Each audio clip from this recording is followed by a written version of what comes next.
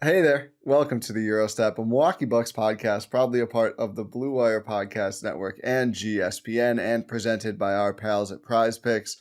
I am Ty Windisch, one of your hosts, joined as always. Again, we're back in, I'd say, a pretty good routine, a pretty good rhythm, which is good because, as we were discussing before we started recording, Bucks preseason starts on Sunday, so we better be because the Bucks are back. Media Day was yesterday. We're recording Tuesday morning. We're going to talk a little bit about that and do our IPO for the Bucks stock market. We are back for another season. It's time to lock that in so we can track the Bucks season, each and every game through that, as well as, of course, our podcast and written coverage. Joined as always, suffice it to say, by my lovely co-host, Rohan Katti. Rohan, what is this going to be? Season 6? Is it really? Or is it 5? Is it 5? We started in 2019. Yeah, 19, 20, 21, 21, 22, 22, 23, 24. No, I think it's 6. 24, 20. Yeah, it's 6. Wow. Season 6. 5 full seasons. Season 5 of full seasons. It was a little bit. Oh, yeah. Wait, was it before the year started when you? It was before. I forget. It was before. It was just before. So 6 full seasons. Yeah. Wow. That's crazy. That is. Look at us. Who would have thought? Season 6. That's wow. That's really putting things in perspective. Okay, you know what? Happy to be here as always. Like you mentioned, Ty, we've got Bucks season started. We've got Brewers postseason starting today as recording. Ty's wearing the hat. Got a snapback. This is signed by Ricky Weeks. I was gonna say it looks signed, and it's Ricky. That's Ricky. Incredible. At a Timber Rattlers game. I've seen a lot of. Like not a lot of famous people. I've seen a lot of Wisconsin famous people. You know what I mean? We saw Giannis a couple of times. It's like, okay, it's you're stoic, but you're cool. I was nervous to meet Ricky Weeks. Ricky Weeks, and not just because he's still ridiculously jacked. He is, but I mean, just one of the I had so much like a myth making in my head about Ricky Weeks. He was very cool in person too. Not like I chatted with him for an hour. It was an autograph signing, but shout out to Ricky Weeks. I told you before we started recording, I'm very nervous. I'm very, very nervous about the Brewers playoff run. I don't know if I'm going to be able to handle it if they are just yet again the doormat to a team winning the World Series. But even worse than that, I need them to win a game. We can't have one playoff win in 5 straight playoff runs combined. Not 5 straight we can't have one playoff win across 5 playoff runs. What the Bucks have done in the playoffs the last 2 years is bad. They win a game. They win 2 games at least. Like I need at least one win. So game 1, Freddie Peralta, please shove, buddy, because I need it more than anyone. Maybe not more than anyone, but I could really use it. It's gonna be interesting for sure. Who's on the mound for the Mets? Couldn't tell you. Yeah, this is not tune in to Cruising for a Bruising for. Yeah, I was gonna say if you want actual Brewers coverage, and make sure you listen to Adam and Andrew talk about the Brewers on Cruising for a Bruising. They'll have all your playoff coverage for the Brewers. Now I gotta figure out who's on the mound so I don't look like an idiot. I don't know. I think that ship has sailed. Oh, Severino. Oh, okay. Okay. Luis Severino. Yep. But anyway, that is 4 something p.m. Baseball starts there. 4:32 Central. Of course. The classic time that baseball game starts to get over with before the debate. We're not going to talk about that. I'll tell you what, for Wednesday's game, I got offered free tickets in the middle of the day yesterday, and I didn't see it in time, so I couldn't get it. Oh, you missed it? I missed it. Brutal. There was a limited number, and I didn't see it in time. Oh, that sucks. Yeah. That feels bad. That would be a game to go to. It'd be hard. I'm sure today you could probably find reasonable tickets just because the time is so weird, but that makes it hard to go. Yeah, at least on Wednesday, it's a reasonable start time, 6:38. Why are they so rich? Say 6:45 or 6:30. Why 6:38? I mean, listen, I will say I prefer that to NBA where they're like, yeah, it starts at 7 and then 7:41 is tip because there's a performance and name who does he play for by the playoffs, which they're still somehow doing and everything else. So, you got to pick your poison. I'll give TNT credit though. they start sooner than ESPN games.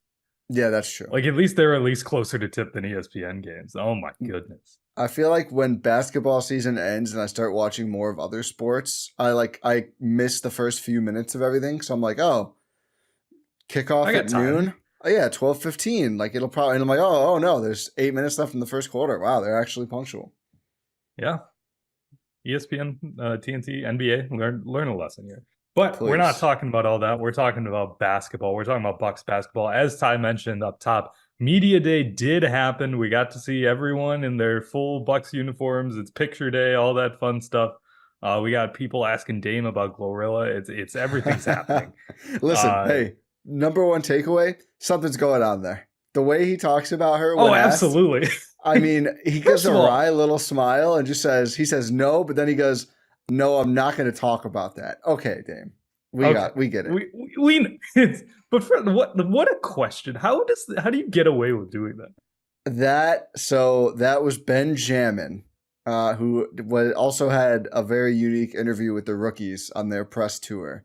And listen, you know what? It was fun. And he also asked the question to Giannis about if you were a Greek god, which one could you be? And Giannis goes to Aphrodite, and then starts the cover your kids' ears, the horny segment of his media day interview, where he also talked about his favorite part of the wedding night. So we played the hits to a certain extent at media day. Yeah, that's fair. There was we got to hear from all of the new signings, the rookies, all of that fun stuff. There's a few things to take away, but Ty, I think there's a way for everyone to talk about all of the big takeaways from media. Yeah, gspn.info. If you are a GSPN Premium subscriber, you should have gotten in your mailbox this morning my biggest takeaways, 1 or 2, from everyone we heard from on the Media Day stream. So we didn't hear from everyone, but we did hear from Giannis, Dame, Chris, Brooke, Doc, and John Horst, as well as the new players, Gary Trent, Taurean Prince, and DeLon Wright. That is who was featured on the stream. So I broke down all of that. I'm not going to, just read through everything here. I think the number one question that got answered that people were looking for was about Dame and Giannis. Is that, or I was going to say the biggest thing is that for $8 a month, you get access to all of our written content, commercial-free pods, an exclusive GSPN After Dark pod. And so you can get all of that stuff directly to your inbox, like Ty mentioned. The last couple of weeks, I mean... what did we even do the week before last? I know I was excited. Oh, we did the West over-unders with Jordan. Mm-hmm. That's a GSPN After Dark. And then last week, I'm still a little surprised that Andrew and I agreed to let this one out of the vault. We did Timeout with Ty from December 2016, I think. It was our NBA hot takes. And my first hot take, it's the Magic are the worst front office in the league because they gave away Mo Harkless for free. I stand by that take. They also did the horrible Serge Ibaka trade, but also with my voice, I think I was trying to do some sort of a faux Bill Simmons thing with my cadence. It's an interesting listen, but I listened through actually the whole thing and found it pretty entertaining. I don't think we were that wrong about most things. I will say that. I don't think so either. Yeah. But that's GSPN After Dark. Yeah, so make sure to subscribe. Get the written content as well as at least one exclusive podcast per week. But anyway, Giannis and Dame did not work out together. Giannis was rehabbing from injury, then went to the Olympics, then got married. They have been talking, and Dame kind of stressed that they kind of broke through in terms of communication.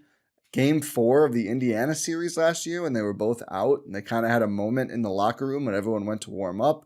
And that's when the communication opened up. And it sounds like during the season that they kept telling each other, oh, you talk, you tell me. But they maybe weren't actually connecting. But apparently now they are. So we'll see what that actually means. It's unfortunate they weren't able to work out together. But the whole squad is going to California for camp. UC Irvine. Doc has taken everyone. One of his sons played there, apparently. That's the connection, which is super random. But I think it will be good. It's so funny. Everything Doc does is so funny to me for some reason. It's just oh yeah, I'm gonna take all these professional basketball players to a school my kid went to, and we're gonna do training camp there because I don't want to be in Milwaukee and for that? Like, well, the reason is to build the cohesion so everyone doesn't just go home. So Doc said when he talked about this, 10 days in, great. 10 great, days great in, place. I decided we had to go. 10 days in, like. Great place for cohesion, Los Angeles. Look up Bucks LA to see if anything pops up. I just love the idea of Doc a week and a half into his tenure, just like in October, we need to go to UC Irvine. That's how we're gonna fix this. But he said, Giannis, Chris, like all these players are just like family men, so they just go home after practices and games, which makes sense. And Dame just goes back to the hotel. So he's like, we need to go somewhere so the team spends more time. We're gonna have team dinners. We're gonna have more outings. It's like it makes sense. It's also only like 5 days, so it's not a super long work trip. Doc pined for the days when camp was like 2 weeks or whatever, like the NFL does it. But it's not anymore. It's about a week, and then they'll be back and playing preseason games. But I think overall it's a good idea. I don't think it's going to hurt, that's for sure, to kind of force these guys to hang out a little bit more. No, I don't think it's a bad thing. I think it's just funny. It's just funny. It's all I find humor in anything Doc does now. I know. I think that's the only way to go It's better than pain. Yeah. Yeah, it's better than feeling pain and sadness. So. Yeah. Do you have any other thoughts on Giannis and Dame not working out? Well, we kind of figured we did a mailbag. It's terrible for Milwaukee, according to KOC. Everything is terrible except for certain things certain people do, according to KOC. But we did a mailbag a few weeks back, and one of the questions, or two of the questions asked, were regarding Dame and Giannis working out. And I think at the time we were just like, yeah, Giannis has just had a really busy summer, rehabbing from injury, Olympics, wedding, like you mentioned. Recently did some stuff for his father's foundation, like so many things that are going on. It's understandable. Like, it's a busy summer, but as long as they were just in constant communication, there was that breakthrough, like Dame mentioned. Who knows if these things are actually true or not? But at least they're being said.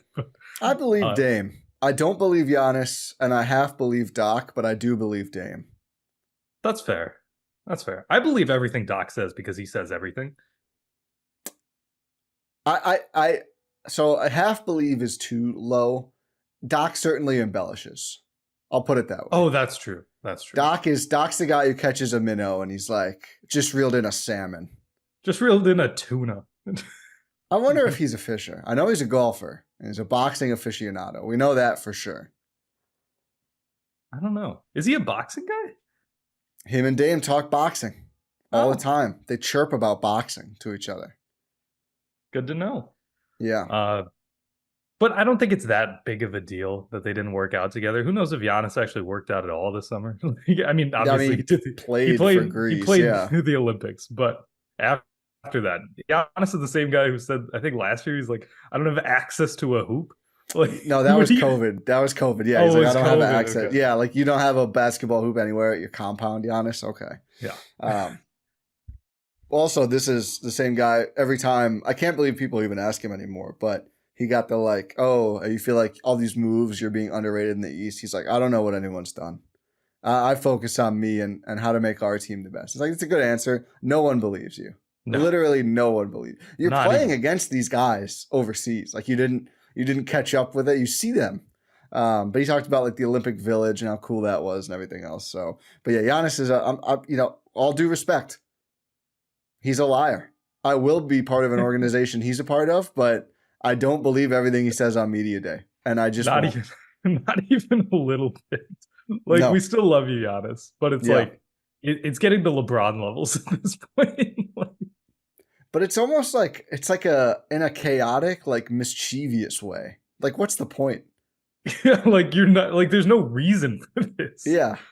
I mean, nothing could top LeBron. I saw the video recently of LeBron on National Tight Ends Day again.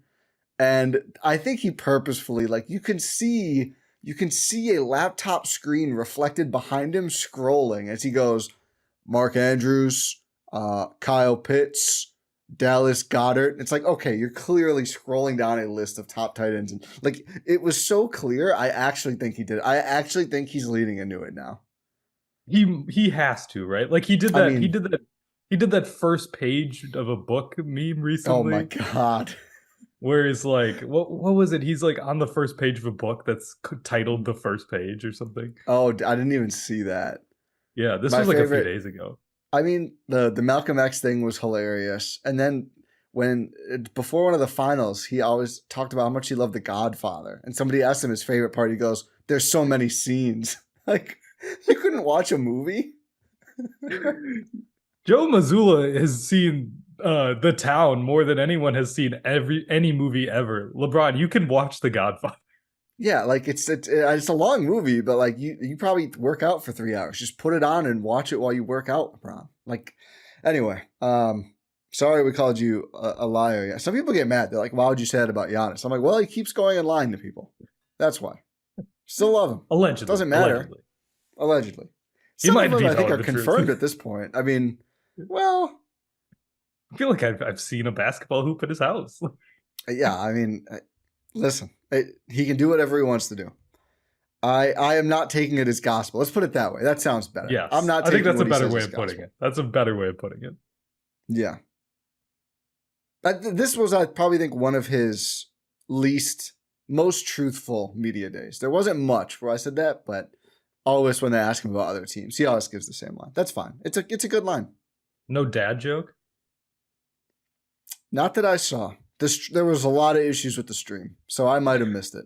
Were they giving like thumbs ups and thumbs down? Dude, no, nobody would even make it. And the Zoom, somehow it was, I don't know how it was streamed through Zoom, first off. I don't know why Zoom was involved, because it was just one camera they had to stream. But it would someone would move their arm a little bit, and then the thumbs up gesture, I shouldn't do it. It's gonna break this. We do use Zoom. But for whatever reason, if that popped up, the stream would die like 2 seconds after. The video would stop, and then the whole stream would just die. And I'm just like, what? How could you possibly be using streaming software that a thumbs up and a bubble just nukes somehow? Literally, probably had to get reset 6-7 times. That's insane. That's crazy. Never seen anything like it. The thing is, the Bucks they've done this before. Like they've done it without using Zoom. They've done it without. Yeah. Like the infrastructure, I hope still exists. Like, come on, guys, what are we doing? Yeah, it was an adventure, to say the least. Okay, another big revelation from Media Day, probably the other real big one, Chris Middleton's status. So we got the report from Shams. He's not going to be taking part in training camp right away. Doc clarified that he will not be doing live 5-on-5 in camp this week, basically, but will be doing everything else. So the skeletons, the transitions, talking, other things on the court. Chris said, I think I'm going to be missing a little bit of important time, meaning the live action, but I think everything else I'm able to be out there. So I will be out there going through reads, talking, figuring out where our space is at. It's going to suck missing at least the first part of camp. I'm going to be on the court as much as possible this week. And then Horst, near the end, he and Doc went together. Near the end of that, there was a kind of a follow-up question on Chris, and Horst jumped back in to say, to reemphasize, Chris is doing really well. He had a normal offseason procedure, and he's on the court right now. Chris is healthy too. So there was nothing definitive said about the start of regular season or anything like that. I wouldn't expect to see him in preseason. It doesn't sound like he is super far off. And Chris also confirmed, this isn't in my piece, but that the specific injuries when KD was under him and when Siakam was under him, that's what had to get cleaned up. It was his ankles suffering some, damage from those two things that they went in and scoped and cleaned up after it wasn't healing exactly how they wanted this offseason. So that's the Chris update. I honestly am not very surprised. I mean, I think it makes sense, and I'm not going to be concerned about sparing him some training camp live action when I think Chris knows what to do, even if they're going to do new things. And again, this is just where we've been at. He still finds a way to play in the big games. That's really what I care about. Yeah, at this point, that's all you can really ask for, right? Like, if you want to miss the first month of the season, Chris, that's okay. Like, it's fine. Take as much rest as you need. Obviously, it sucks, right? It sucks. Yeah. I think it sucks most for Chris. Yeah, he doesn't want to. I know you didn't mean to use that phrase intentionally, but just so anyone, it's not like Chris is like, hey, I don't want to play for a month. There's following, being cautious, everything else after the last several years. I think a lot of it comes from the Bucks more than anything. Yeah, and I think that's it. I think Chris even said like, "Hey, I'm just doing what they're saying." Like Yeah. it's not in my control. It's up to the training staff and the medical team. But yeah, it just sucks for him. This is a few seasons in a row now where it just can't not going to be like fully healthy at the start of the year, or fully geared up and ready to go, I should say, not healthy. At the start of the year, and it just sucks. It just sucks for him. It sucks for the team, and it's just really really unfortunate. But as long as he can play in the big games, that's all I care about, really, because Yeah. we've seen like this dude put up 42 on in the playoff game on zero good ankles apparently. Yeah, that's like I feel like if there was a playoff game this week, he would play. Like he's on the court working out and everything. I just think He's playing for the Brewers. I mean, There is a playoff game this week, just not basketball. couldn't have been worse than Winker last year. Sorry to take another shot at your guy who Hey, somehow had a great listen. year. I My don't guy Blake Perkins is gonna absolutely show out. Big Perk home Yeah, run would just go crazy. and then I'm gonna gloat to Adams so much. You should. I think it's well deserved. If Blake Perkins hits a walk off, I will. I don't even know what I'm gonna do. I think you could have just stopped at home run. See, I think you escalate too far here. That's fair. That's fair. I'll say home run. There you go.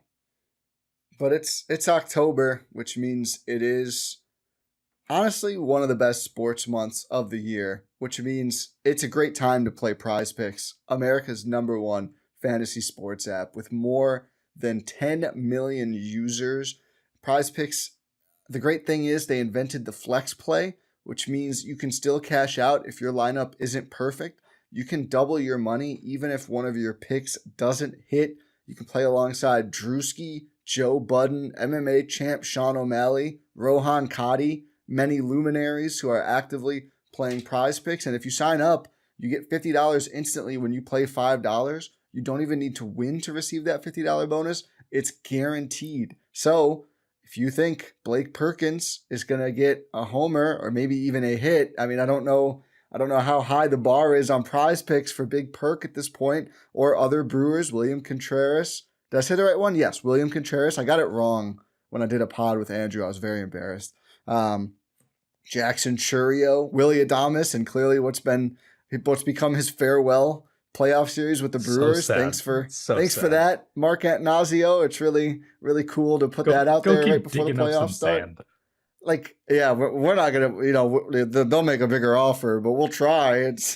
That's nice. Maybe Mark A should download Prize Picks, try and cook up a couple of wins here, and then maybe you can make a better offer to Willie Adames.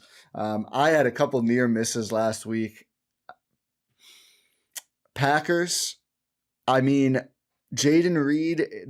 It's like 5.5 rushing yards. He got a rush. I think he had like 2 yards on it. I was like, they keep giving him rushes. I still like that play. And then Romeo Doubs, the play that got called back that the Vikings challenged, that would have put me on the over receiving yards I had for Romeo Doubs. So that was an unfortunate one as well, but it was a near miss. I really enjoyed the Caleb Williams 0.5 passing yard more than I was sprinkling that in everywhere, but just some near misses. But if you want to get on the action, download the app today and use code Eurostep to get $50 instantly after you play your first $5 lineup. That's code Eurostep on the Prize Picks app today. Get that instant $50 after you play your first $5 lineup. Prize Picks. Run your game. Okay. I think I had like 2 more fast media day things to buzz through, and then we can go to the IPO. Okay, let's hear it. I just thought this was really cool. Taurean Prince, who's a very serious person, on signing, preparing to sign with the Bucks, basically said the first thing he did as a Buck, he asked their team to send over all of Giannis, Dame, and Chris's assisted threes. So they threw a pass, a guy made a three, probably mostly Beasley, to familiarize himself with the spots they operate from and pass to, so he's ready to pay those off. I was like, that's super cool. Like, guy knows his role. He also talked about, like, I'm just going to defend hard. Effort's not negotiable with me. I was like, you know what? I'm all in. Good for you, Taurean Prince. That's a cool thing to do as a sharpshooter. Absolutely. It's what you want to see from a guy who knows his role, knows exactly what he needs to do out there on the court, and that's what he needs to do on offense. We're not asking Taurean Prince to, like, just attack closeouts, do like fun dribble drives. Says, no, you're there to shoot on offense and then go defend. It's like, yeah, I know what I'm there to do. And He's also got something it. Torian Prince talked about Darvin Ham and his role in coming to the Bucks, Well, which we all speculated. kind of. He didn't say a lot about it. But he mentioned it. He was asked about it, and he said, "I knew he was going to be here. I considered that." And he wasn't like, Darvin Ham coming here locked it down. But it was nice. DeLon Wright said he can guard the 4 Celtics quote unquote guards, which he refers to Tatum, Brown, White, and Drew as guards. Yeah. Now that's a little interesting. I don't know if I love the idea of you guarding Jason Tatum, but he says he's up to it. Hey, you know what? As long as it's not like freaking Malik Beasley, like I'm good. We've had worse. And then Brooke Lopez said a couple of times there's going to be some new stuff defensively, so I'm interested to see that because I feel like they did a lot of new stuff defensively in Doc's tenure already. I don't know if that just means like more of those things or even more, but talked about himself as like the backline, the leader on defense, the talker, which he certainly is. And then on his upcoming free agency, he said it is what it is. It's the business of the league, kind of saying he didn't really wish he didn't have to go through it. But he said, I'm so happy here. I think this is the best situation for me and for the team. I go about it the same way, put my work in each and every day. I think it's going to handle itself the way it should. So, not really playing coy, which Brooke isn't really known to be doing. Doesn't seem like there's, some festering resentment from the free agency last time around where they kind of made Houston make him an offer and then matched or went above it. Seems more like Brooke just really likes being a Buck, and hopefully they can continue to keep him a Buck going forward because as we talked about a couple weeks ago, unless Liam Robbins really hits, there's no center walking through that door who can do most or even probably half of the things Brooke can do. Yeah, I mean, it's gonna be interesting for sure. I don't think Brooke's not the type of guy where it's gonna fester throughout the season or anything like that. I can't imagine, as we've talked about endlessly this offseason, I can't imagine there's going to be like a big trade in the midseason considering the market of centers available in the league with Brooks' skill set and what fits this team and Giannis and Dame and Chris. And it's like, yeah, Brooks the guy. We're just going to roll with it unless something catastrophic. Knock on wood that doesn't happen. Yeah. But I can't imagine there's going to be anything that really makes it so by the end of the season there's any hard feelings. Yeah, no, it sure doesn't seem like it, which is great. Yeah. Let's see. I'm trying to think any other takeaways from media. The signing of Gary Trent Jr. Oh yeah, he just kind of said a bunch of good things. Just a classic, like come here, prove what I can do. Doc talked about like they probably got sick of us because they were calling so often as he went unsigned, but they just kept going for him. But Trent, just all the they brought me here to do what I do: shoot, score, defend. Work hard, be myself. And he just talked about, he made it clear, like, ready to not be on a bad team anymore. Like, really, really was sick of that and was very excited to play. Raptors. He called it springtime basketball, which I was like, wow, that's an interesting. I feel like you don't hear that as much in the NBA as you do in, like, fall baseball or something. But good for Gary Trent Jr. for a little poetic aspect to his presser. Yeah. Springtime basketball could also be interpreted badly where it's like, oh, March, April basketball, gross. That's true. Yeah.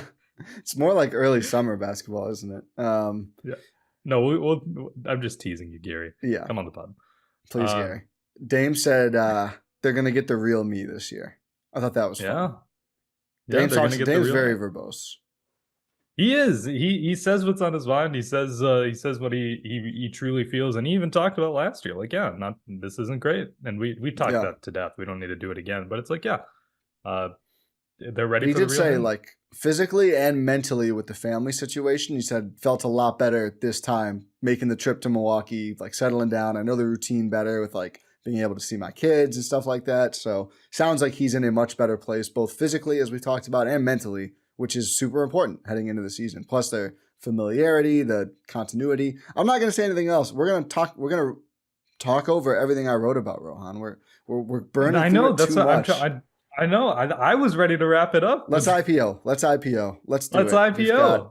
A lot of players. The roster is full. All the two-way spots are full. So if you're unfamiliar, if you're just joining us, for the first time going into this season, we track Bucks results each game using the Bucks stock market. We tweet it from the @Gyro Step podcast Twitter account, X, if you're regardless.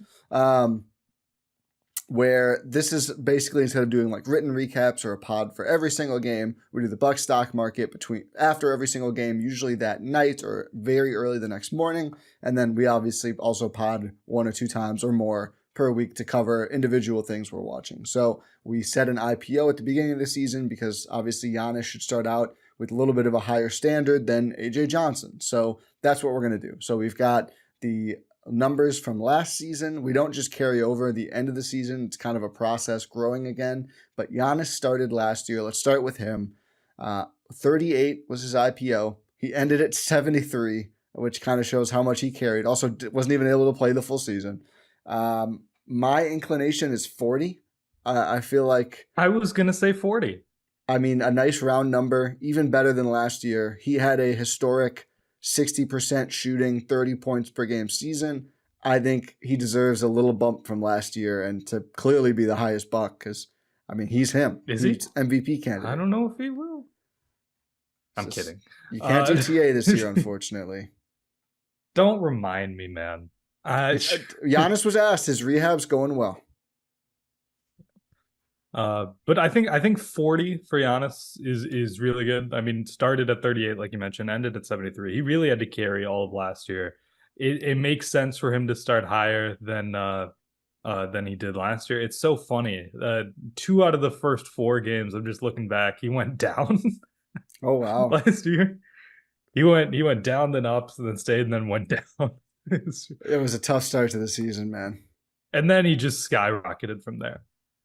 But I think 40 is a good starting point, and yes, I was kidding. He will obviously be the highest Buck. So that brings us to Dame, who started and ended at 32. Kind of literally an up and down season for Damian Lillard, unless I copied this wrong. But what happened in the last game of the season?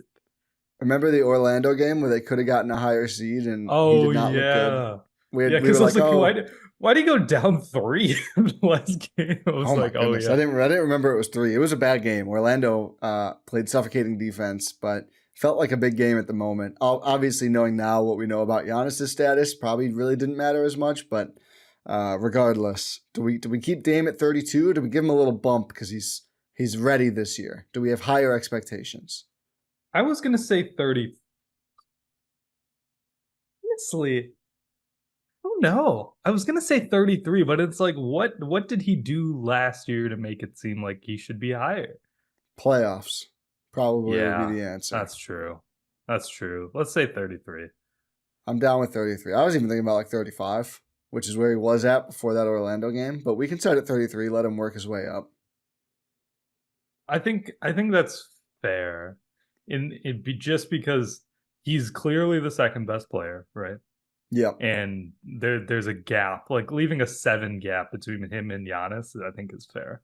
Yeah, I mean, he can prove us wrong. That's the great thing about this. It updates after every game. So if Dame comes out and is the All-NBA player we're hoping, then he will very quickly bridge that gap and be a lot closer to Giannis. But Dame for MVP? Question mark? I almost hope no, because I feel like something bad would have to happen, but let's not overanalyze that. One of the trickiest ones every year. Chris Middleton, we started him at 22. He was lower than Brook Lopez last year. We were very hesitant with Chris. He ends at 30, the third highest, 2 behind where Dame ended up, but coming into another year banged up. So where do we put Chris Middleton? I think if we're taking the playoffs into consideration, he obviously has to be higher than Brook. He has to be the third highest rated player with this IPO. 22 was so low last season. Yeah. Looking back, I'm like, how did we do that? I'm pretty surprised by that. I think it was the injury, like coming back from injury and stuff like that. Which again, I'm guessing, he didn't carry over a good number from the season before because of that injury. Yeah. So we put Dame at 33. I'd be fine at like a 27. I was thinking 26, 27. Yeah. 26, 27, I think is fair. 26, because then it's the same gap between them, between Chris and Dame and Dame and Giannis. That works for me. So 26 for Chris. So far, Giannis, of course, leading it at 40, Dame at 33, Chris at 26. And again, please, we hope that everyone just shatters the ceiling on these and all three of them end up in the 70s at the end of the year. Giannis, by the way, ended at 73, which was more than any two other players combined. Like, literally carried the Bucks way too hard, and it took a toll on him. Hopefully, if he's in the 70s again, there's at least some guys in like the 50s and not a 41 gap between him and the next closest stock value at the end of the year. Brook Lopez rose slightly over the course of the season. We started him at 25. He ended at 27. So I think he didn't move as much just because he started at a pretty high number, and I thought it was a tough year to look great for anyone, especially for the defensive anchor on a pretty bad defensive team, at least by Bucks standards. But also, I don't know. I don't think we should drop him a ton from here. This one's difficult. Yeah. I think we saw last season that there's just such a gulf between the top three and Brook Lopez. Yeah. In terms of impact and stuff like that, where it's like, I don't know if I'd be fine putting him at a 27 if that's where Chris is at a 26. That doesn't feel right. I'd feel better at like a 20. I was thinking 20 or maybe 22. I will say the stock market, we're taking into we're factoring in how guys looked in the playoffs, but we usually do those like for per series. Like this is to measure the regular season. Brook plays a lot.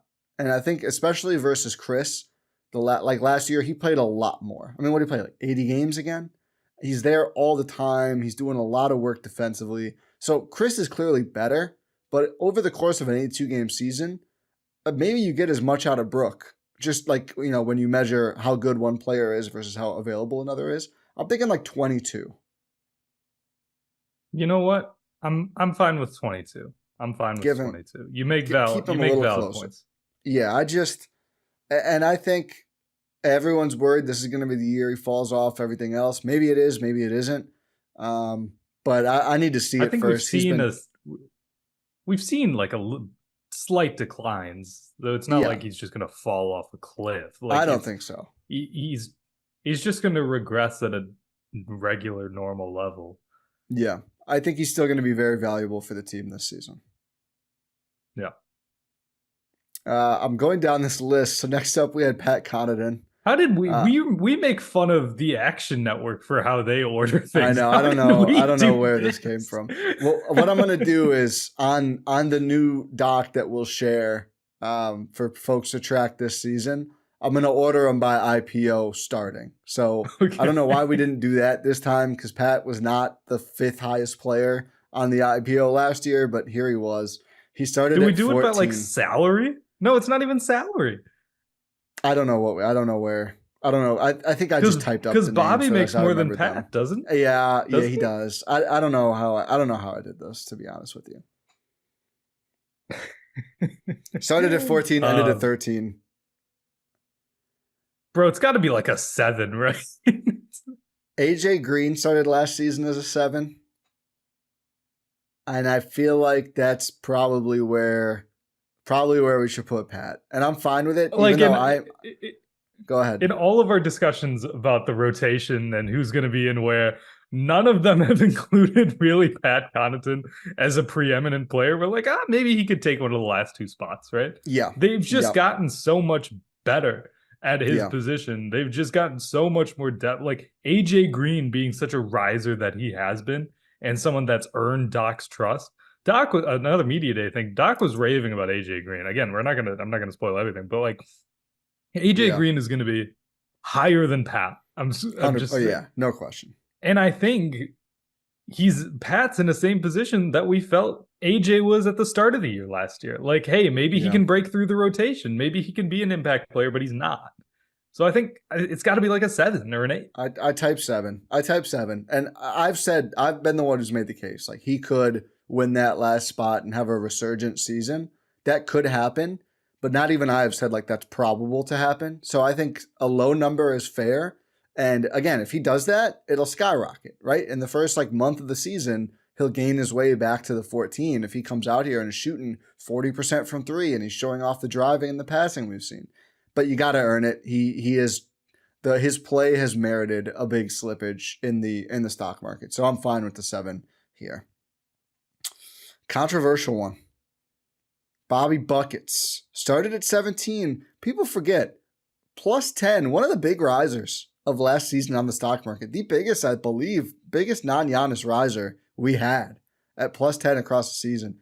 Again, plays a lot, shows up, scores. I mean, had like a terrific, I want to say month or 2 month stretch where his offensive rebounding was going crazy. He was a very consistent scorer, still offers all of these things. We're worried about his fit, but he brings a lot, also a big position of need, right? The backup big man on the Milwaukee Bucks right now, outside of the two ways.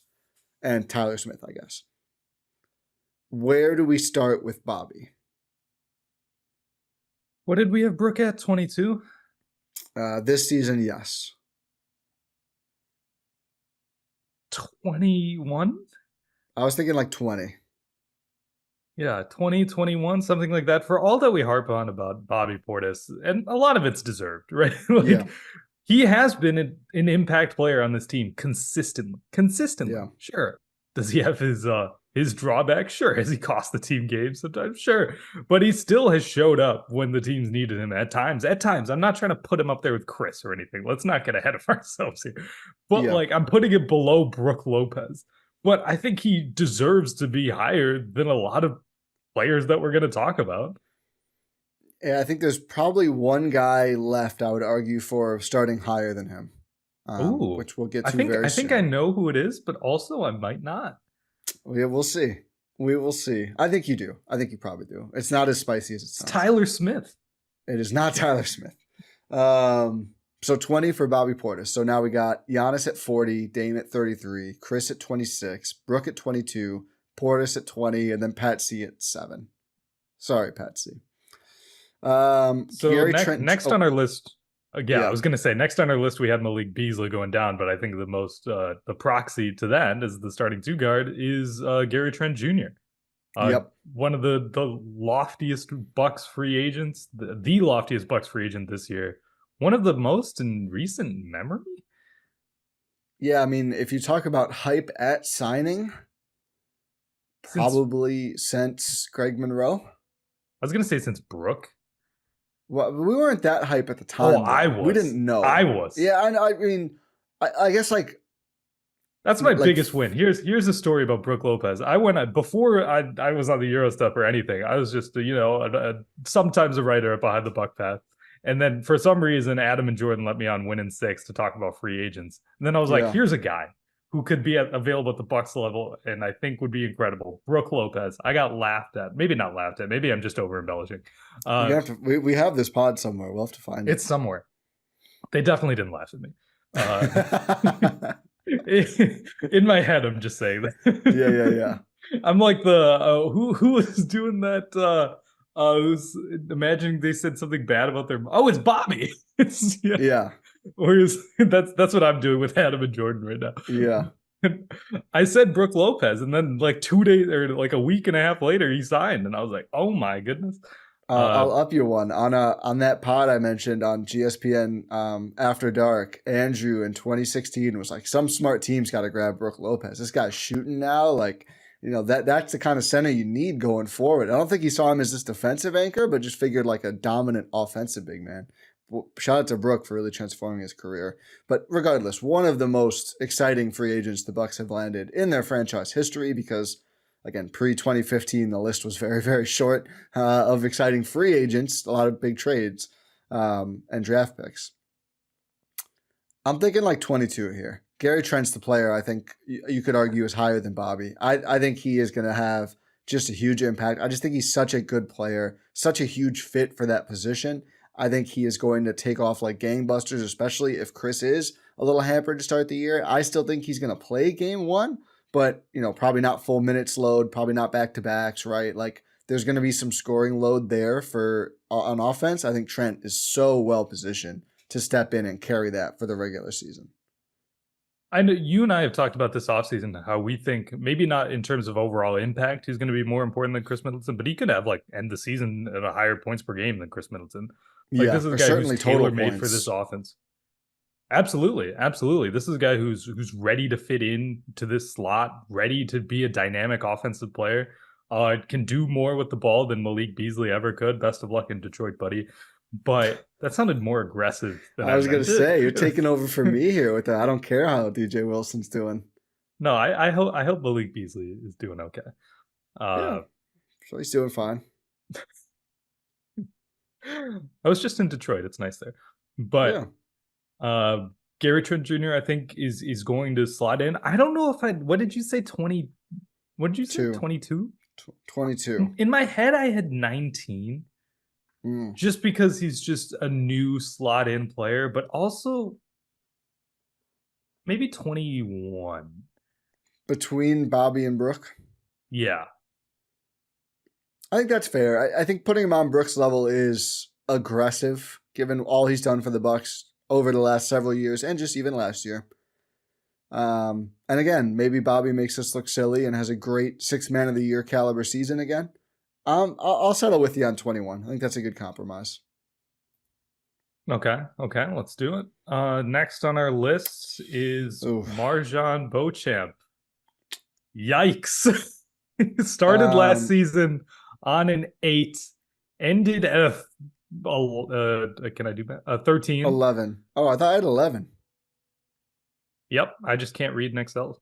Okay, I was gonna say I don't think there's any math. It should just be a number in front of you. Yeah, listen, it all blends together. It's I know, I get you. It really does. It really does. Sometimes I'm blind. On an 11, so he was a riser. Is he below Pat? I was gonna say at least on that level. Certainly not above. I mean, you want to just stick him there too? Like, I think they're kind of in a similar spot, right? I think so. I mean, you could argue MarJon is lower because that summer league was brutal. It was bad, and I think I was gonna say a 6, man. It's bad. It's bad. I think this is proof that I have no idea what I'm doing when it comes to draft. We've all had this moment. Like, I've been forced to really partake in that the last couple of years because the Bucks have actually had draft picks, which is really unfortunate for me because it's like I've had to do it, and it's just been misses, man. It's like I think the story I gave before MarJon, like I think we were doing a playback or something, and I was like, the last guy I was really high on in the draft before I was like, I got to stop doing this, was Emmanuel Mudiay. Oh yeah. And I was like, oh, this guy's it. And then he just wasn't at all, like not even close. And I'm like, maybe I'm just not good at this. And I think I'm having that moment again this time. Do you remember mine? Oh man, what it was this is like 16 maybe? Around then. 2016. I don't know. I'm not sure off the dome. Denzel Valentine. Yes, Valentine. I thought he was gonna be. I thought he was gonna be like Luka before I knew about Luka. I was like, he's big, he can handle, he can shoot, he can pass, and he's so slow. I just didn't factor in athleticism nearly enough. I'm down with selection. I mean, a lot of things. I mean, I can't talk, but it's just sad for me specifically. I mean, also for MarJon, but for me specifically, that it's like that it just hasn't worked. Yeah. And like Gary Trent Jr. is like a year older than him, man. Like, what do we do? Yeah. I remember we got in a big argument about MarJon versus Ajax before last year. And I lost that. Ajax it went up. He's going to be higher, but also didn't have a great summer by any means either. But we'll get there. I'm down with 6 for MarJon. It's a prove it season, obviously, for him. I don't think they're going to pick up the option. We'll find out in a couple weeks. We'll see on that. But yeah, it's a rough go of it over the last, mostly his career, but certainly the last couple months for MarJon. Yeah, Gary Trent Jr. is January 18th, 99. and then Marjan is October 12th, 2000. So what is that? 22 months difference between the two? It would be less, wouldn't it? You said 99 and 2000? Yeah, but one's January, one's October. Yeah, but it couldn't be. Oh, I see what you mean. Yeah. 21 months. Yeah, something like that. Yeah. And one of them is a very established NBA vet at this point. He's talked about how came in as a lower draft pick though. That's the crazy part. He was the second round pick, 37th overall pick. Wow. And someone who's had multiple big one big contract at this point. He's played for 3 teams. He was a coveted free agent this past offseason. We just talked about that. And he's less than 2 years older than Marjan, who's still doing. Outside of like their various skills, I think obviously Trent's a better shooter. Dame said something that stuck with me about Trent, of like his belief in himself made me a believer in him. Dame is such a good talker.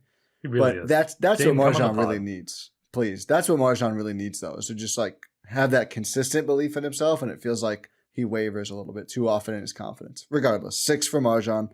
Don't pull an AJ Griffin, man. Seriously. There's no good segue. Taurean Prince is also a basketball player. I didn't set you up very well. No. Taurean Prince. We obviously have no data. Is a new Buck. I don't remember where. I don't have Boss Man starter end on here. We could use that as a Boss Man ended at 13, started at 12. Wow. So we're looking at Taurean Prince as a key sub. So I'm going to guess high teens or mid-teens? The number that came to mind, it was 17. 17. Is that too high? Maybe like a 16? 16? 16 seems better. Yeah, I mean, we put Trent pretty high too. I do feel like, I don't know how much better is Trent deserves. I think Trent deserves to be higher. I think Trent's going to have a larger role for this team, and for Taurean Prince. For all that we talked about, it's a loaded front court. Like you have Giannis and Brook. Obviously, you've got Bobby in there. You've got Chris, who's going to slide down to the 4 at times, and then you've got Taurean Prince, who's most suited to be a 3 or a 4. Like it's a little crowded. Yeah, I think 16 because I think a little lower because there's doubts, right? If he can be the stretch 4 they need to unlock Giannis at the 5. I think if he shows he's going to rise quite a bit. But I think let's not give him that before we see it. So I like 16. We got to see it. Yeah. We'll see what him and Darvin have been cooking up. Maybe this entire thing for LA was to make Taurean Prince feel more comfortable. Yeah. We didn't think of that. Maybe Darvin just needed to go pack up his old home. Maybe. Yeah, and just maybe he left some stuff there. And then he's like that evil Kermit whispering the Doc. It's like, we gotta go to LA. We gotta go to LA. It's like, I don't want to have to pay for travel. I want to put stuff on the plane. We know Doc's on board with that plan. Oh yeah, Doc's like, brother, I got Doc's you. You think I want to pay for this? Doc's like, I actually just want to go golfing a couple places down there, and this worked out perfect. Doc's like, Liam Robbins, you don't get a suitcase. We're bringing back Darvin stuff. Liam Robbins, you got to buy all new clothes when you go to LA. All young players like that, they all just wear constantly like the Bucks like workout apparel anyway, so that's fine. I mean, maybe because they're forced to. Doc sold all their clothes. Doc's like, hey guys, help me out here. I don't need it, but you need to sell all your stuff. I don't need it, but he really doesn't need it. I love this bit. Yeah. I mean, listen, every time the guy goes on TV, he's asking someone for a dinner, so I think it's a fair bit. It gets incredible, and I hope we get to carry this on for a while. It makes me laugh. Me too. Again, I'm saying, like, come on the pod and we will buy you dinner, Doc. Oh, 100%. Like, what's a good, no free ads, but like, what's a good Milwaukee restaurant we can take him to? Or an Oshkosh restaurant. You would know. I mean, Oshkosh, we can take him anywhere in Oshkosh. We can, maybe not anywhere in Milwaukee, but almost anywhere. Doc, I'll take you to Birch, Doc. I don't know that, but I'll go there too. I'll take it. It was on the New York Times restaurant list. Oh, Yeah, nice. it's a good spot. You know what? I'll give a free promo for Birch. They were very accommodating for a vegetarian, so I'll say. Oh, that. that's good. That's Yeah. good. So always say good things about that. Next Speaking of up, accommodating, DeLon Wright can play yeah. with or without Dame. Some weird segues coming into play here on this part of the IPO. I mean, a player a lot of people are very excited about. Some are saying could be the most impactful of the three free agents. I am not there, but I do think he's a big addition. I guess where do we want to slot him versus Taurean Prince is the real question. I think it's difficult, right? Like because DeLon Wright was the first reported free agent signing, and Yeah. even then we were excited. We were really excited, even when we thought it was just DeLon Wright and Taurean Prince. We were excited because DeLon Wright is a spot. He's a guy who can come in. He can play with Dame. He can play without Dame, and he can just do what the team needs him to do. He can be that backup point guard, but he can also. I could see him closing a lot of lineups alongside Dame. Like if you want to go for a more defensive focused lineup while having Dame out there, like yeah, go throw out DeLon Wright out there instead of Gary Trent Jr. and that's easy. It's difficult though because of the Trent signing about where to put him. I don't think he's going to be as impactful as Trent. That's just because like Trent's a better player, and the things he does also just show a lot more. 100%, 100%. I think I've related what DeLon Wright can do to more of like a George Hill type impact. Hopefully, a more willing shooter and can make free throws in the clutch. That's not even a Bucks thing. I didn't need to take that shot, but I did. Yeah. Poor G. But just the face that George Hill makes before taking that second free throw, I can picture it right now. Pain. It's so funny. It's like this is the worst day of this dude's life. Like this is the worst moment. And the thing is, I think it's because while he's doing it, he's like, man, if I miss this, I'm gonna be crucified. And he didn't. It's like J.R. Smith is crucified. So. He kind of got out lucky. Also, like I think everyone kind of knew too, like they were gonna lose regardless. Yeah, but with DeLon Wright, I think we had Taurean Prince at 21.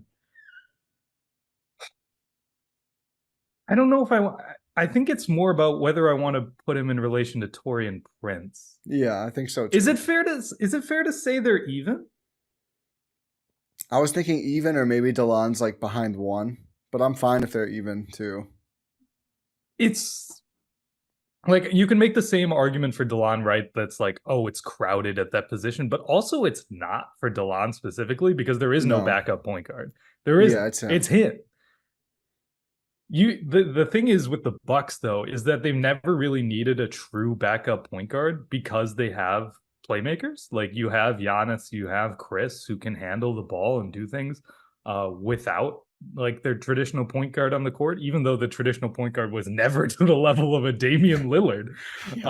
You'd still be like, oh, okay, do you really need a true backup point guard? They didn't even have a starting true point guard for a majority of the time. That's a good point.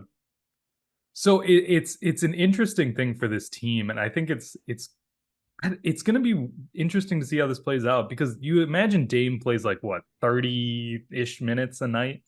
Yeah. And then when he's not on the court, you imagine a guy like Chris is going to be out on the court. You imagine a guy like Trent is going to be out on the court sometimes.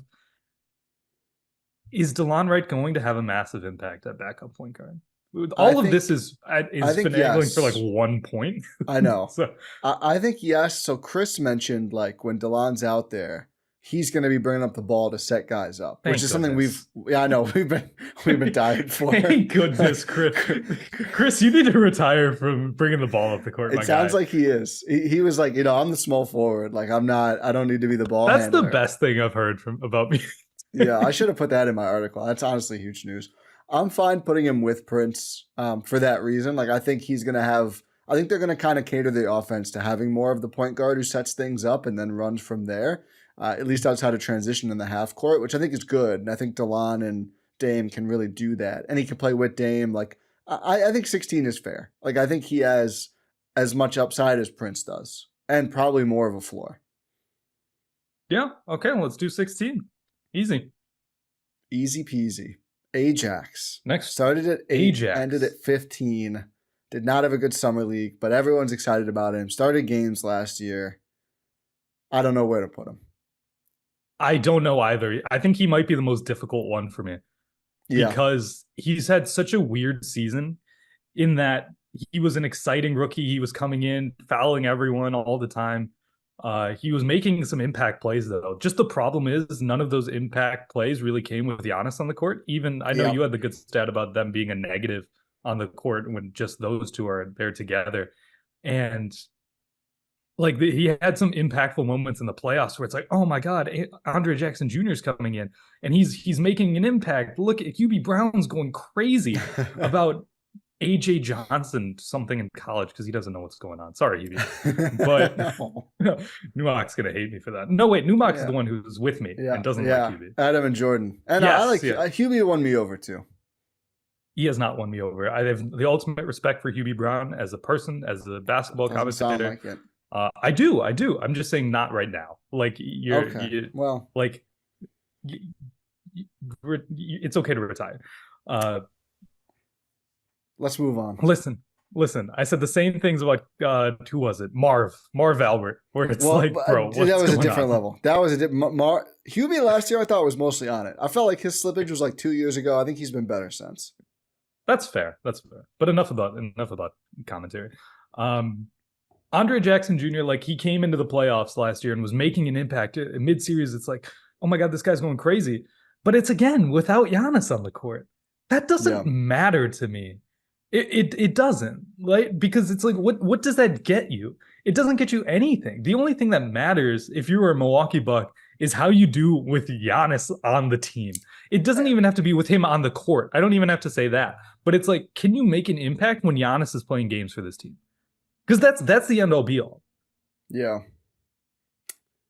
I think it matters. The fit issue is there. I'm thinking like maybe 10 or 12. I think there's real upside. I think I don't want to just move over the 15 though. Like I don't think he is. Again, I think I like looking at it as you mentioned earlier. When we walk through the rotation, obviously the big three, Brooke, Bobby, and then the 3 vet free agents are all penned in. Like we know they're all going to play. And we have them all at 16 or higher so far. I think there is one more player we'll talk about who I think we're confident will play. We'll see where we put AJ Green. I'm not confident Ajax plays every night.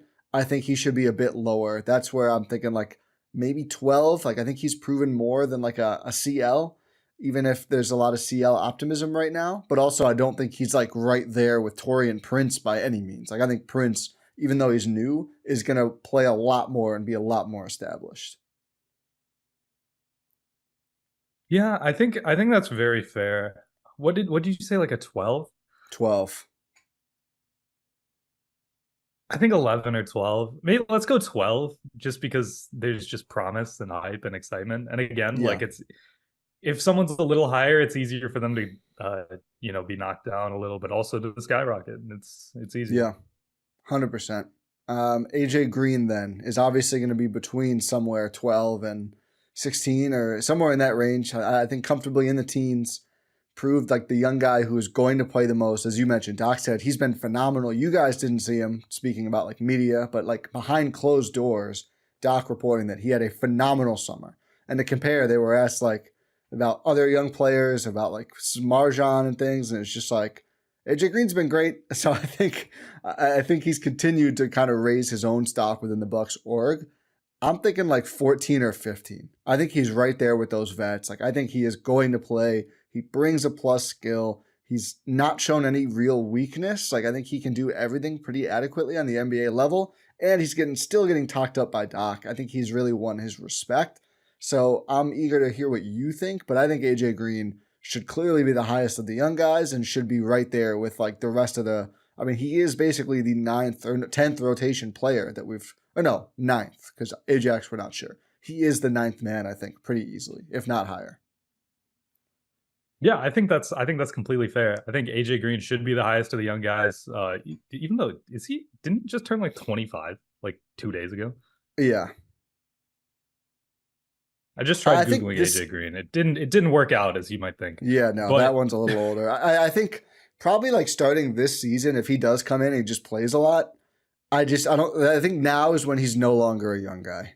which pains me to say because he's like younger than me, and I'm saying, but it's role too, right? I mean, we talked about Trent's not that much older, but we wouldn't call Trent a young guy. What the heck? Google just doesn't work anymore. By the way, I clicked on Wikipedia on the about, and it took me to Cedar Falls, Iowa. I use Ask Jeeves for this reason.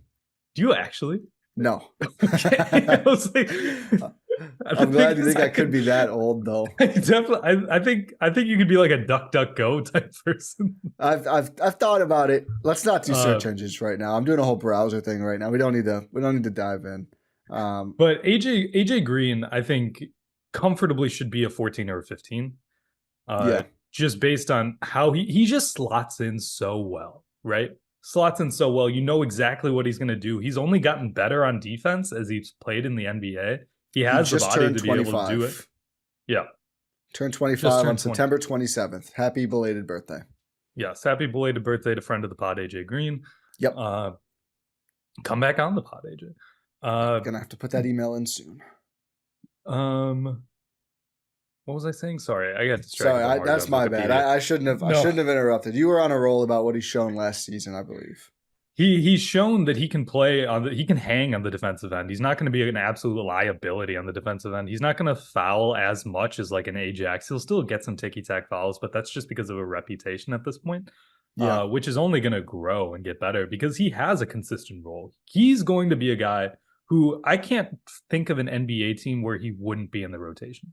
100%. I agree. I think 15. I think we put him right up there with a chance to pass some of these vets. Yeah. I think we give him the benefit of the doubt. He's earned it. Like with Taurean Prince, with DeLon Wright, we haven't seen them do it for the Bucks. We've seen AJ Green do it for the Bucks. The postseason, I will say, his first ever postseason was rough.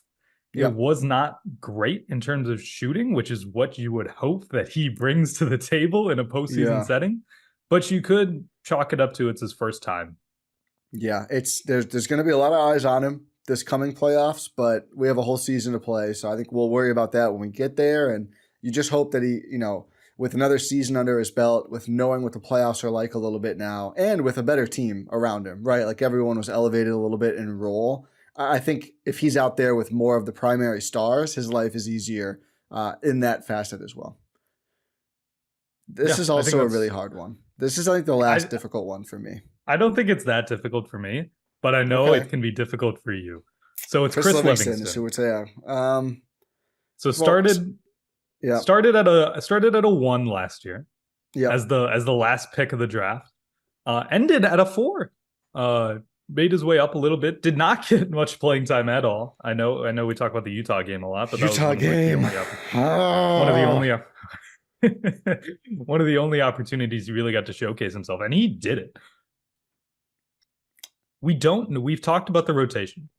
Is he going to, the only competition he really has is Andre Jackson Jr. to for playing time? Or maybe I think he's got Pat and Marjan too. I'm not saying those guys are out of the running. I think those 4 are fighting for 10. Yeah. I think Pat and Marjan are less likely to win it than Ajax and Chris Livingston, but they are in the running. That is true. It's tough, right? It's really tough because we've gotten so high. You have me drinking the Kool-Aid now about CL, about Chris Livingston, spreading the good word about Chris Livingston. He's still an unknown. 100%. I'm thinking 8. Oh, okay, cool. I'm not going crazy. He's got to prove it. I keep saying he's got to prove it. Everyone thinks I want to put him at 15. I'm thinking 8. I'm thinking, or maybe even 7. Maybe just there with Pat. Somewhere around there. Do we put him with Pat? Do we put him with Pat? And 1 above Marjan? I think that's fair. I think that's fair. Okay, a 7. Yeah, I'm not trying to give him anything he hasn't earned. I think he can do it, but you're right. He's got to show it. A good 5-game summer league stretch is nothing. I think Pat has a good, hundreds of games with the Bucks as a very good player. Not last year, and really not the year before, which is not a good trend. But I mean, in the last 2 years, it's been 15 good back games. Yeah. But 5 good ones against Miami in the playoffs, which I'm not letting go of yet. But let's see where those 2 go from there. But I'm fine with that. Okay. So now we've got the rookies. We've got AJ Johnson. We've got Tyler Smith. Sorry to the Exhibit 10 guys. We're not including you. We're not doing that. I put the two ways on here. Let's actually. I mean, I think we can be quick with the two ways first, and then end with the rookies and Doc. Okay, sure. I mean, Umudier and Pashnix, I think won. Yeah, I'm willing to give Rollins a little boost. Had a nice. I'll give Ryan season. Rollins a 2. Okay. Or were you thinking a 3? Let's do a 3. He had an excellent summer league and a very good herd tenure. He is the most NBA, like he is an NBA caliber player. He's the third best the third best point guard on the roster right now. I think he's better than AJ Johnson, is what I'm trying to say. I would say that as well. I was going to say ball handler. I was like, wait a minute. Gary Trent, Chris. No. I'm not saying that. Giannis. Yeah. I think, yeah, he's definitely the most NBA ready of the two ways and the young guys. I think out of those 5, he is the most the rookies, ready to contribute NBA minutes. Yeah, is Ryan Rollins. So yeah, I think a 3, maybe even a 4. Maybe 4 is too high for a two-way guy. Let's do 3, yeah, because he just might not play. I think we should factor that in too. Like, we might never see him, and people are going to complain. But it's like, look at all the guys we've talked about who are slotting in above him. Is he better than DeLon Wright? No. Is he better than Damian freaking Lillard? If you're asking that question, I have many worries about you. Where I am struggling though is he might be better than Marjan, but I don't know if we put him there to start because the sample's just really small. The sample's really small. I think we wait on that. He might be though. We'll see. God, that's depressing. Yeah, but I don't think AJ Johnson or Tyler Smith are. Does that lock them into 2s? I think it does lock them into 2s. It's more than we gave CL last year. Yeah. Like they were both picked a lot higher than CL last year, though. That is fair. CL was literally the last pick. When's the next time we get a full draft, by the way? I feel like we haven't had a 60-pick draft in a few years. I know. It's probably never again. Adam loves to take away a pick here or there. It sounds like I could be talking about Adam McGee. I was going to say, Adam McGee loves taking away picks. He would too. He would take away picks from me specifically. I would lose picks, I think, quite often. And Newmark would lose the most picks. Newmark gets it pretty good from Adam. Newmark would lose a lot of picks just for not watching him lead. Yeah. I know Adam's not going to listen to this, so I don't have to worry. Not this deep. That's for sure. But I think AJ Johnson and Tyler Smith being at 2 is valid. I think out of the 2, I think the one we might see more is Tyler Smith. Agree. Just because he's like an emergency, like break glass in case of emergency, to get the axe to break glass in case of emergency for another thing. Like if this axe doesn't work that's in the thing, then you go and get that one. That's where you get Tyler Smith, but that's more of a role. Like that's a more viable path to playing time than what AJ Johnson has. Yeah.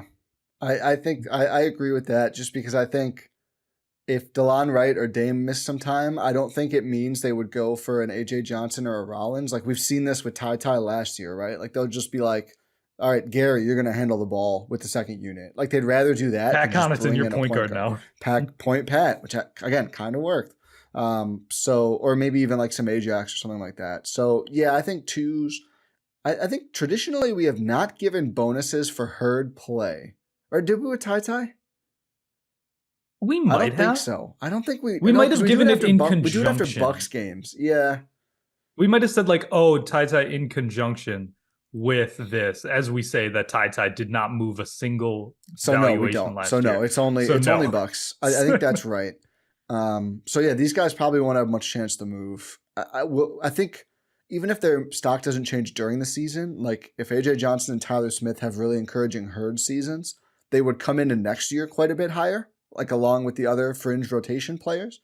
But I just don't think they're there. I don't think anyone thinks they're there, so I have no problem putting them really low. And if AJ Johnson breaks out like his ardent believers believe in, we'll give him a freaking +10 at some point. I just don't think it's going to happen. He can be the highest mover in Buck stock market history. Yeah, he comes out 20-10 game, like, oh, okay. I'm not gonna wait on that. He does that. Yeah.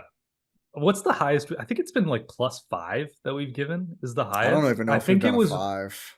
I think it was when Giannis broke the Bucks all-time record, the scoring That record. Would be a good time to do it. I could be wrong, but I think that's the highest we've ever given.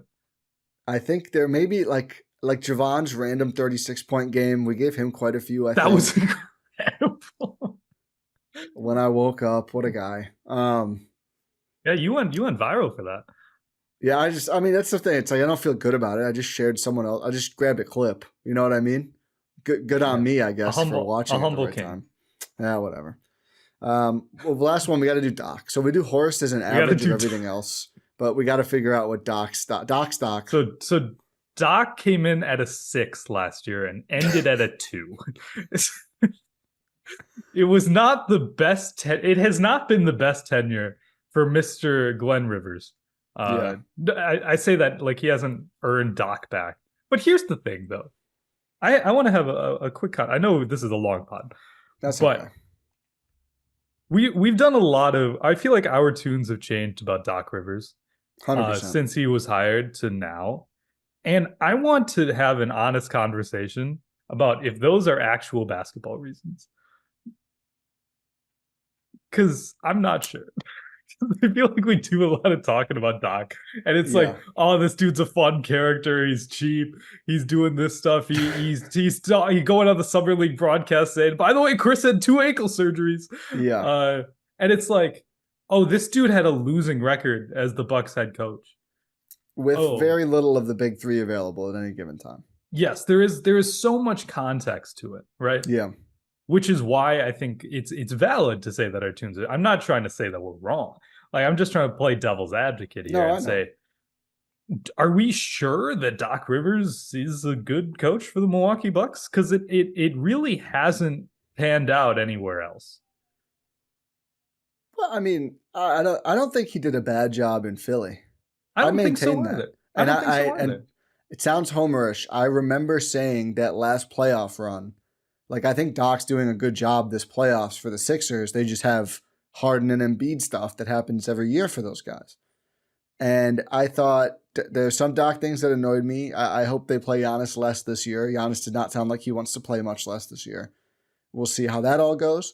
But I thought in the playoffs, Doc was excellent. And again, he's kind of a playoff riser for me. So I'm fine maybe like a 5, a little bit lower than the 6. But I was thinking of 5. The fact that he's been harping on like the Giannis Dame actions, like he's saying all the right things that I want to hear. He's adding layers to their defense without compromising Brook Lopez's position. I think the basketball stuff is pretty good too. I think he was thrust in a very difficult spot, as he mentioned very directly several times last season. But I think now that he's in his comfort zone, he's going to be able to do, is it going to be Spoelstra? No, but I think he's going to be able to do a good coaching job. He's got a deep bench staff. And again, they were cooking defensively. I was going to say, I think the Doc Rivers valuation is a reflection of the coaching staff as a whole and not Doc Rivers. Very strong. Specifically, staff. He's just the one that we have to. It's a very strong. You had a strong staff, and then you bring in a guy like Darvin Ham, who the Bucks love, like Brook Lopez loves, like Bobby Portis mentioned. Like, yeah, Darvin Ham leaving was a big part of our defense falling apart. So you bring a guy like him back. In conjunction with your offensive wizards, you still have Rex Kalamian and guys on staff. You got the Prunt Dog. Love the Prunt Dog, man. You got to keep. I hire him every time I do a franchise in 2K. He's my head coach. Amazing. I love Prunt Dog. Like you can't be upset with the coaching staff because obviously they're trying. They're trying. Like they have so many. They need to add a 3rd row of seats. Yeah, like they're going to take away the season tickets right behind the Bucks bench, and it's just going to be another row of coaching staffs. Not if that comes out of Doc's pocket, they're not. I was just going to say I also shouldn't say that specifically because that's what Junior Bridgman's for. They had Junior Bridgman come in to cover that row of seats. Junior, need some help. I've also throw me some Arby's money, and I know who has those tickets, so probably shouldn't say what a that. flex. Let's move on. They're not my tickets, but I think the Bucks coaching staff is set up for success. Yeah, right. They're set up to have so many different options. One thing I've talked a lot about this offseason with these new additions is that this is a very flexible team. This is a team that can adapt to so many different situations, and you have so many different basketball minds who are able to pull all the right levers and do what you need to do to take advantage of this team to the fullest to maximize it. So I I think a 5 is fair. I love how we're saying this to be like the lowest out of like the actual guys playing. It's just a reflection of the coaches, because it is at the end of the day, it's the guys on the court who make things happen. They're the players. They're the guys who do things. It's not like they're just like the coaching staff's not like sitting there with Xbox controllers controlling these guys like it's 2K. They'd hire you if that was the case. I'd be incredible. I've fallen off. I didn't play 2K at all last year. But I didn't get this one. I've heard bad things too. Yeah, my thing is like if it goes on sale at Christmas, I'll get it. Yeah, you get $20, something like that. Yeah, and I don't have to grind for pink diamonds. I don't know. Yeah, but it would be. I think this is a good staff setup for success with a good roster to take advantage of. 100%. On that note, John Horst comes in at a 13.4. For reference, we don't give him specific grades. It's an average of everyone else. I think that's because I don't know if we did all the 2-ways last year. So there's a couple extra ones weighing him down. That's true. And to be fair, he started off at IPO. It was a 14.6. So yeah, he was a little bit higher last year. I think this roster's better. I don't think we had all of the 2-ways. We didn't have the 2-ways. We did not. Yeah, so you could argue we shouldn't do him this year. We will. I mean, it's not. It is what it is. It's not too much of an effort. I mean, when Giannis adds 40 over the course of the season, that number will rise regardless. Like he ended at a 19.25. John Horst did. Yeah. And again, maybe should we do a median instead of an average? Yeah, we could try that. I think it's still going to be pretty low. What's the median going to be? I think the median's going to be higher. 12. See, it's a lower. That would be lower. Wait, yeah. what was? It was like 13. Okay. Ignore it was me. Like 13.4. I never claimed to be good at math. I did actually. I have. I was going to say. Yeah. I never claimed to be honest. I don't feel like filtering out the 2-ways because of the way we'll look at this later. We'll figure it out. It doesn't really matter. It'll go up. All of this is to say that we're not doing like individual valuations for John Horst. It is a reflection of the roster. That's his which I think was a very smart idea from you. Thank you. Yeah, it's him and Milt, the team. You know. Yeah, another strong team. Do you want to just do some like general notes from media days across the league? I just wanted to talk about one thing, and it's like Grayson Allen's 230 pounds. Like, what? Are there any, like, he does look pretty yoked. I think I saw an off-season video of him recently. He does look big. Dude, this is from oh god, who was it? It was oh god, I've lost it. Someone who covers the Suns. Yeah, I'm trying to find it. It's from Sam Cooper from our friends at the Timeline. From the Timeline, yeah, another great Blue Wire pod. Friends of the pod, they've been on to the finals. Oh, yeah. It said Grayson Allen says he's 230 pounds. Listed weight is 195. Jesus Christ. Like, it's just. Wait, is his listed this year or last year? Let me see. Like, is he just lying? Or did he gain 40 pounds, he's saying? I think it's last year. It must be, because otherwise his listed weight should be 230. Well, it is media day. This is the time to say that, even if it's not true. Grayson Allen, it says 198 on NBA.com right now, but I don't know when that was measured. Yeah. Let's see. Did the Suns put out a training camp roster? Oh, that'll be, yeah. But, like, that's insane, right? Yeah, that's pretty insane.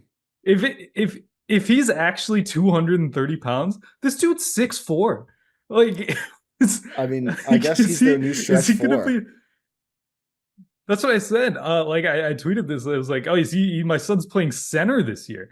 Like, I know Bud talked about how he's gonna insert Bol as like a jumbo stretch 4 next to Yusuf Nurkic, and it's like, bro, you don't need that. You need Grayson Allen on the block. Like, so I don't know if they've redone these weights. He is 198 on their this year Suns training camp roster. Okay, because that's what it lists on NBA.com as well. Which is 3 more pounds than Ty Washington Jr. for context.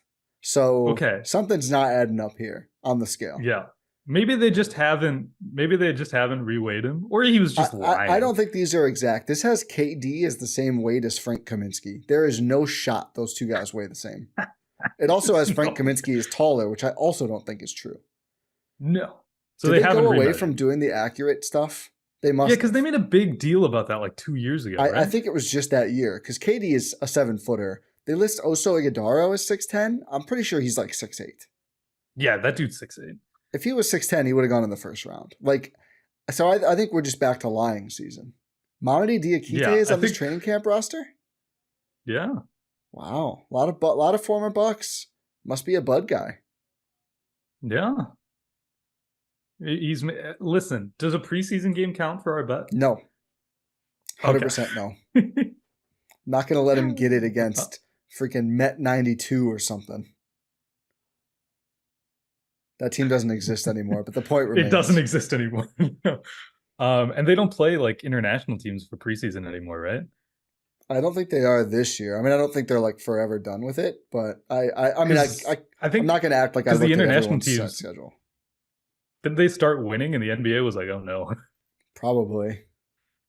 Because I remember Luka played against the Thunder when he was with Real Madrid in like a preseason game, and they almost won. And it's like, oh, yeah, I thought the Spurs lost from to the NBA's too. perspective.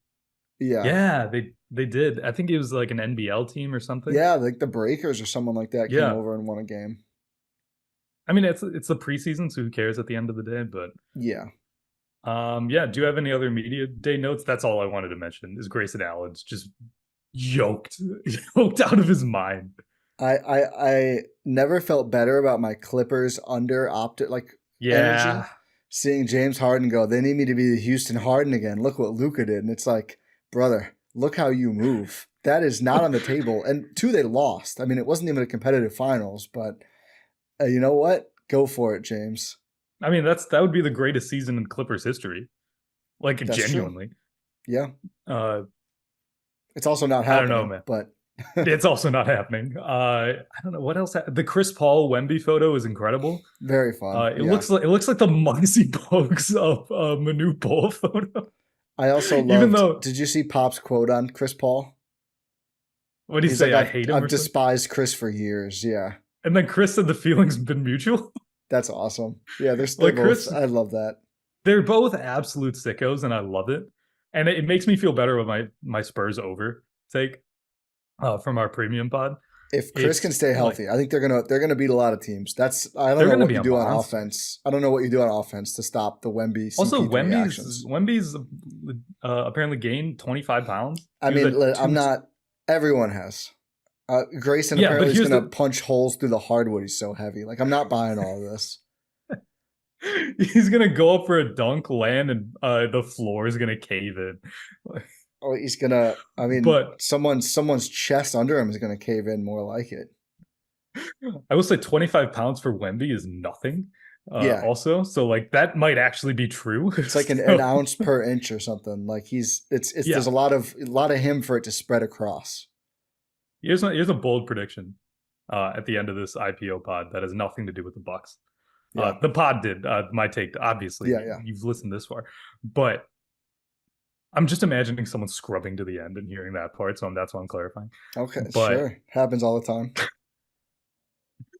Victor Wembanyama will finish no worse than second team All-NBA. I'm with it.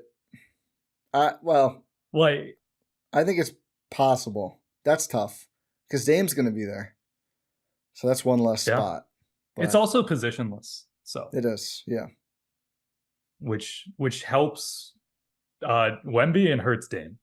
Yeah, I mean, bigs just have more impact. Yeah, but I think we're primed for a monster season in year 2. I'll say though, the Vassell injury.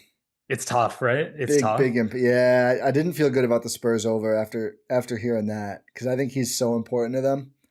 I don't. The thing is, the line is just so low. It was in the 20s or something, I think, right?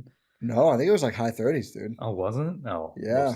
I still think they'll be good. Like, Chris Paul grinds out wins, man. The Harrison Barnes edition is just so underrated. Yeah, that one I do. I feel better remembering they have him at least, but like part of it for me was Vassell taking a step forward and no, 100%. But he's not expected to be out like past November or anything, is he? I don't think. I don't remember. I don't even like a little bit banged up, you know? You just don't know. They're going to be cautious. It's 36.5 was their line. Oh, okay. Yeah. I still feel good about that over. But I feel okay. If you want to hear a full Western Conference, that's GSPN After Dark. You can subscribe at gspn.info, so you can get full access to all of our written content, including Ty's article today about Media Day takeaways. Yeah. But yeah, you can hear commercial-free pods, all our writing, bonus GSPN After Dark pods, and fun bonus content. And it's $8 a month. Happy for the support.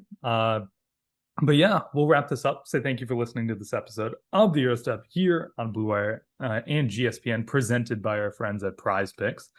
And make sure you're subscribed wherever you're listening, watching this podcast platform of choice, YouTube. Make sure you leave a 5-star rating and review on your podcast platform of choice. Tell your friends and family about the show. Spread the love. It's always fun running into listeners, which I have this past weekend. Nice.